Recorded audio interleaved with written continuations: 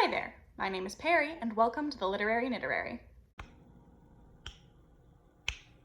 So if you're not already following the channel, The Spinster's Library, I really highly recommend that you check it out. It is an awesome channel in general at all times, but in particular, I feel that the Jane Austen July content that Claudia has been putting out has been really top-notch, just really excellent, really entertaining. A lot of it is really funny. And last week, she did a video where she was reacting to Jane Austen memes, and that gave me the idea to try to do this video where I react to Jane Austen themed products. So Jane Austen is an enormous cultural institution in a way that most other authors simply are not. Her works cross over into pop culture, and she herself is a celebrity in a way that someone like George Eliot simply isn't. And that's what enables us to make videos like this, because other people care enough about Jane Austen to make memes about her, which again doesn't happen with many of her other contemporaries, or doesn't happen on nearly as large of a scale as it does with Jane Austen. I actually took a class in college specifically about the afterlives of two British writers, and they were Jane Austen and William Shakespeare. We talked about a lot of things in that class, including the texts themselves, but we also had regular discussions about the reception, analysis, discussion of the works of Jane Austen and William Shakespeare in the 200 and 400 years respectively since those works came into the world. And one of the exercises we did early on in that class as a sort of icebreaker was that everybody was supposed to bring in like evidence of a Jane Austen or William Shakespeare themed product that they had found. And guys, there's a lot, and some of it is strange. So without any further ado, I'm going to get into looking through the Jane Austen themed products that you can find on the internet. I'm going to start with Amazon. Obviously the first thing that pops up is books, but we don't care about that right now. The only non-book or movie item on the first homepage of Amazon when you search this is a literary scarf, a Pride and Prejudice literary scarf. And this is an interesting case and something that I had noticed when I was taking that class, which is that this is a piece of merchandise that you can't identify from a distance what it pertains to. So there are shirts that you can buy that have like iconic book covers on them, and from a distance, even people who haven't read the book recognize the cover of The Catcher in the Rye or The Great Gatsby. Those are really iconic covers. So people know what it is that you're declaring yourself a fan of. That makes sense to people. There are certain iconic images that we understand collectively. But this scarf is just a white background with black text printed on it. And if you get close, you can see that it's a bunch of lines that have to do with Darcy. So you can figure out from there what the book is. But from a distance, it could be a newspaper printed on a scarf. Like, you really don't know. So in that case, you're not buying the article because it displays you as a member of an in-group, because nobody can tell that you're a member of the in-group until they ask you. So that's a product that seems more about private enjoyment of something than public declaration of that enjoyment, which I just think is a really interesting phenomenon. We're gonna search Jane Austen in clothing, shoes, and jewelry. Okay, so skipping past the first few that are basically inspired by a famous cover of Pride and Prejudice, the peacock cover of Pride and Prejudice, we have a t-shirt that says, "Society of Obstinate Headstrong Girls, Seriously Displeasing People Since 1813. Similarly, right next to that, there is a bangle, a bracelet that says Obstinate Headstrong Girl on it, which I believe is something that Lady Catherine de Bourgh says to Elizabeth Bennet. We have some actual Regency style gowns on here, which is interesting.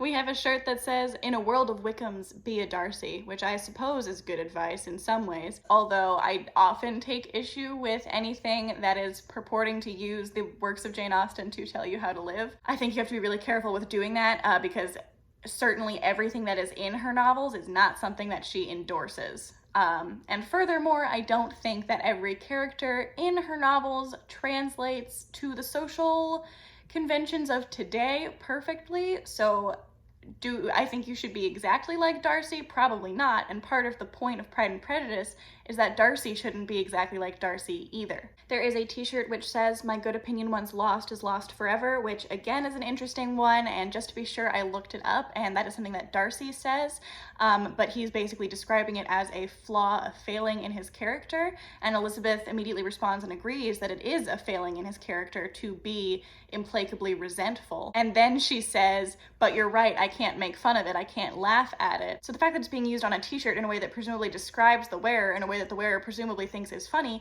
is kind of a really strange and ironic way for that quote to live on, isn't it? Oh boy, here we go. We have a Mr. Darcy scented candle, which says on it, "Smells like a first touch that stops you dead in your tracks, a dance partner that makes the whole world disappear, a passionate proposal dripping in rain," which only happens in the movie, thank you, "and a flowing overcoat in the misty meadow, the perfect combination to have you dreaming to hear the words Mrs. Darcy and leaving you completely and perfectly and incandescently happy." Yeah, so that, what does it smell like? I don't want to rain on anyone's proposal, but in the book, the proposal takes place indoors. Okay, similarly, along the lines of people confusing the movies with the books, there's a t-shirt that says, "It isn't what we say or think that defines us, but what we do, dash Jane Austen." It's not a Jane Austen quote. I suspected that it wasn't, and I did some Googling to verify. That is, in fact, from the screenplay of Sense and Sensibility, of a Sense and Sensibility adaptation. So Jane Austen didn't write that, but it's directly attributed to her on this shirt. Oh my god, they're selling Jane Austen face masks. Like, that makes sense. But wow. Okay, I like this one. It's a reproduction, it's a t-shirt with a reproduction of the Jane Austen portrait that Cassandra did, and underneath it says, "It's lit." Like, that's funny. Ah, yes, we get this a lot. This is a shirt that says, "Talk Darcy to me," which, again, questionable advice, because for the first half at least of the book, Darcy is super mean. That's not good advice. Like, sure, do I want someone to come up to me and say, "Oh, you have bewitched me body and soul"? Like, yeah, he says a couple of really pretty things in the book. And yes, the only way I know how to flirt with people is to fight with them, but that doesn't mean that "talk Darcy to me" is good general advice. Oh no, that's kind of mean. There's a t-shirt that says, "Run like Mr. Collins just proposed." Poor Mr. Collins. All right, now let's see what we see in toys and games. We have a Jane Austen action figure that comes with a little plastic book of Pride and Prejudice and a little plastic quill for your plastic doll to hold. We have some temporary tattoos, of course. Let's see what the designs on those are. Okay, so one of the temporary tattoos is an image of the infamous wet shirt Darcy, the Colin Firth Darcy, with like some like swirly whirlies around him, and then at the bottom it says 10,000 pounds a year. Woof. We have Marrying Mr. Darcy, of course, which is a Jane Austen game that I myself have played. It's great fun. I believe there are expansion packs to take you into the other novels, but yeah, that's a really good party game. I kind of want to click on Baby and search Jane Austen in Baby, but I'm kind of afraid. Let's do it.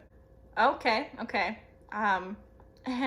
Okay, this is actually kind of sweet. There's a t-shirt for kids that says, "If adventures will not befall a young lady in her own village, she must seek them abroad." I believe that's a quote from Northanger Abbey. That's actually pretty cute. See, and then in somewhat of a less cute fashion, there's a t-shirt that says, "It is a truth universally acknowledged that a single man in possession of a good fortune must be in want of a wife." And while that is arguably the most famous line in all of Jane Austen's works, I don't know why you would put it on a t-shirt that is obviously cut for a 2-year-old. I think that is not as cute to me. Let's try maybe one more category on Amazon. What should we look at? Home and kitchen, maybe? Okay, we have a pillow, we have a mug, we have book coasters carved out of wood to put your drink on, to put your mug on, maybe. We have a print. We have another mug. I actually really like that mug. I would buy this mug. There are actually a couple of really nice coffee mugs, although based on how the rest of this has been going, I would have to vet every single quote on these coffee mugs to make sure that they were actually something written by Jane Austen while Jane Austen was alive, and that they're not like taken out of context in a way that shows that the person does not understand. We have a Pride and Prejudice whiskey glasses. We have another soy wax candle. We have a travel candle for when you're on the go, seeking out those adventures that cannot be found in your own village. We have a finger puppet and refrigerator magnet of Jane, seemingly based on that very unflattering sketch that Cassandra did of her. Thank you, Cassandra. We have a secular saint Jane Austen candle, which I'm not qualified to comment on. More face masks, more mugs, more Darcy candle. So much Darcy candle. Oh, that's so ugly.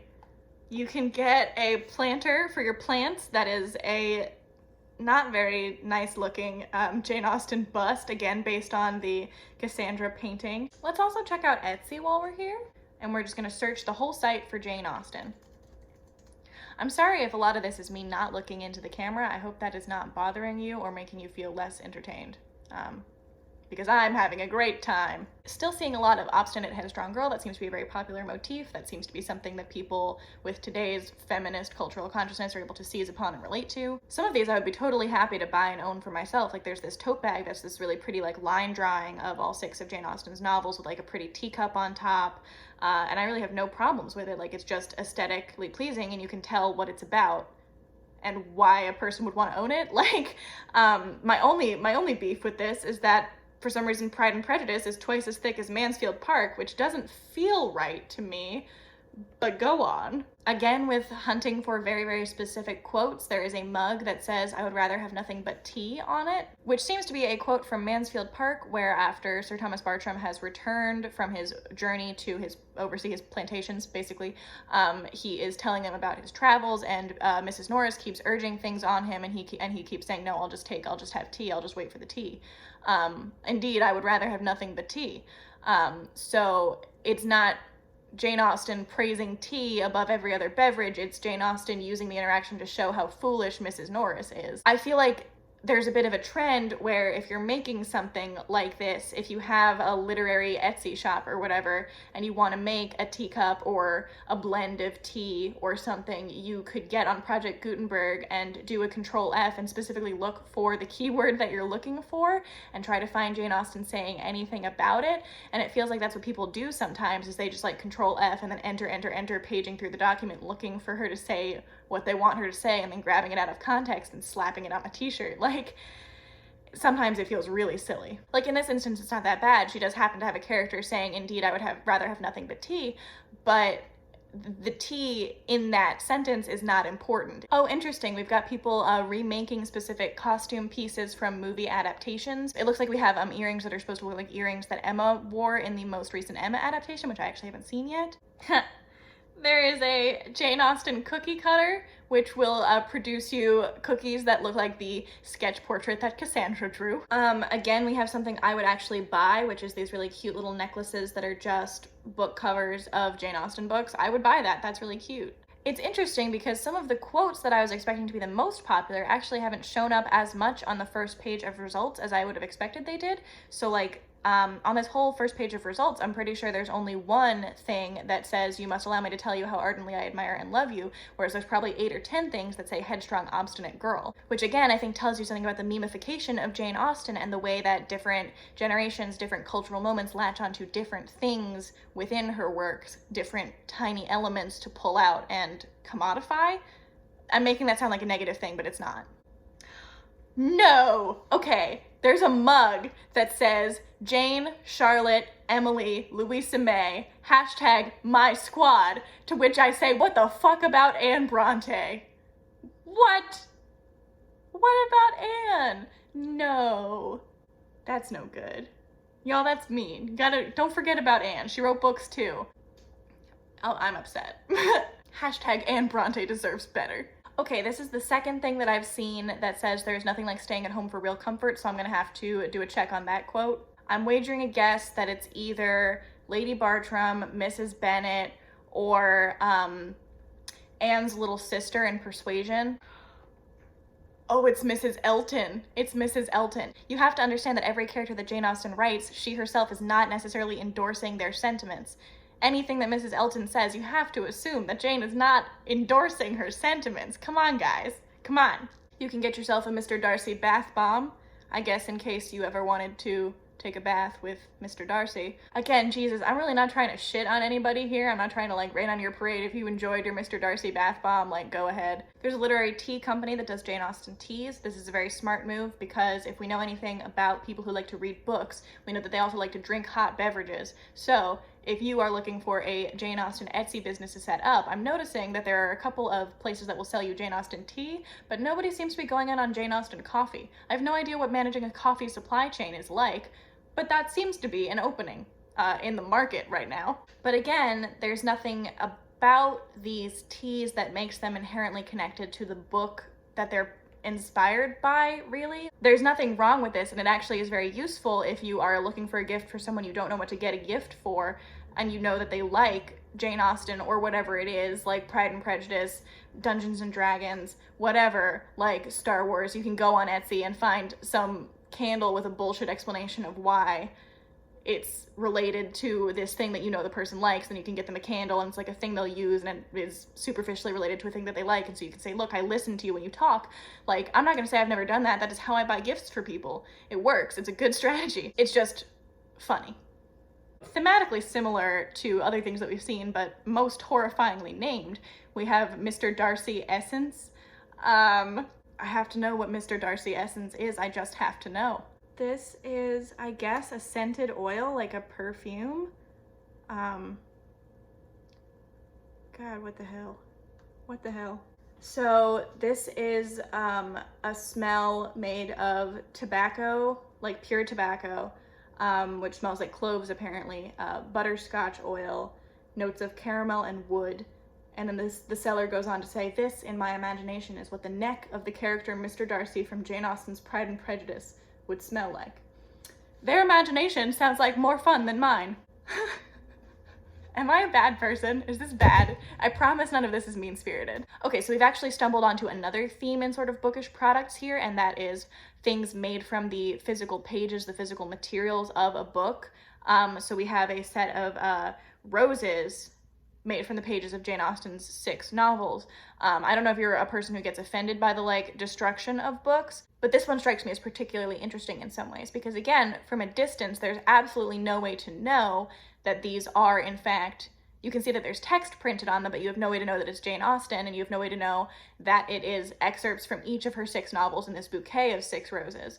And furthermore, it's interesting because you're taking the text from a form in which it is readable, from a physical bound book that you could open up and read and use, and making it into a decorative object. You also see people doing this with like paper beads, where they cut up pages of books and roll them into paper beads, and they say, buy this bracelet because even though you can't read any of the text on it, it's from Pride and Prejudice, and that makes it special. And then you give it to someone and you say, this is Pride and Prejudice, but it's not Pride and Prejudice in any readable form. But it is meaningful to them because it's made from the dead body of something that they love. It's like we trust the pages of the book to carry meaning even when nobody can read them. And that is interesting. Isn't that interesting? Comment down below if you think anything I've said so far has been interesting. I've opened up the ultimate Jane Austen gift guide. Okay, so this is a tote bag, and I'm gonna have to just read it for you because I can't. This is a tote bag, and it is styled after the form of a dictionary definition, and it says, Darcy, function, verb, etymology after the hero in Jane Austen's Pride and Prejudice. 1, to capture the imagination of women by being handsome, wealthy, and able to leap centuries in a single bound. 2, unable to recommend oneself to strangers. And then there's an example sentence, his penetrating gaze Darcy'd the assembly. What does that mean? What does any of that mean? That's very odd. Okay, this is actually very funny. There's a shirt that says, keep Austen weird, but it's Jane Austen instead of Austin, Texas. And that message ties in very well with a video that I'm hoping to do later, so. Also, there are some things, like posters and prints, that actually seem useful, like this map of Jane Austen novels, which has like a little dot where each of the novels takes place. Like, that is actually nice and useful. That would teach me something. I've never thought to visualize that before. That is a useful piece of art. Oh my god, we haven't even talked about the ring. So guys, I don't know if you knew this, but in 2012, a turquoise ring worn by Jane Austen, which looks like this, was auctioned off by Sotheby's, and the person who bought it for over 150,000 pounds. And then it was revealed that the person who bought it was American pop singer Kelly Clarkson. Kelly Clarkson bought the ring. And then she was trying to take it back to America, and everybody freaked out. And basically the British government was like, no, this ring is a national treasure and it has to stay in Britain. So basically they started doing a crowdfund thing to buy the ring back from her. Anyway, so now they sell replicas of this ring for you to buy if you want a little piece of that action. So I think that's as good a place to stop as any, because I can't think of another piece of Jane Austen merch that's sold for more than $250,000. Anyway, I hope that you enjoyed that. I know that I certainly did. Because Jane Austen is such a cultural institution, a figure of almost mythic proportions, the study of her reception over the past 200 years is deeply interesting. Her afterlife is incredibly strange and in a lot of ways anomalous. For example, Jane Austen's contemporary Anne Radcliffe was widely considered the most popular writer of their day. She was the highest paid writer at the time, and critics called her the Shakespeare of romance writers. But how many people read Anne Radcliffe for fun today? The plots of Jane Austen's novels, and in particular Pride and Prejudice, are so deeply embedded in our sort of collective cultural consciousness, at least in America,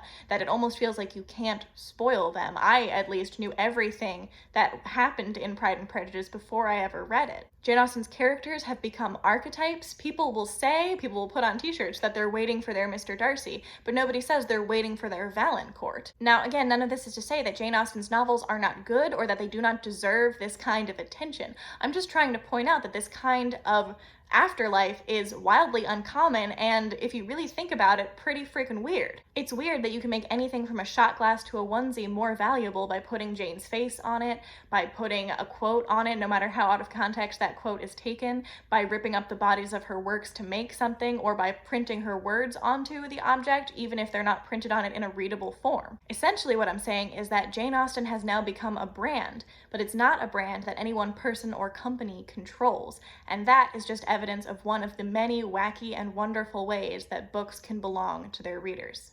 Okay friends, that is it for today. I really hope that you enjoyed this video because I certainly enjoyed making it. Shout out again to the Spinsters Library for inspiring this video.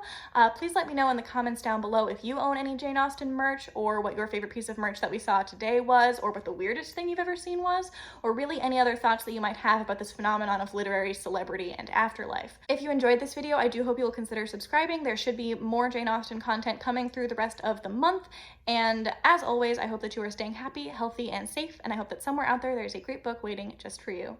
Bye!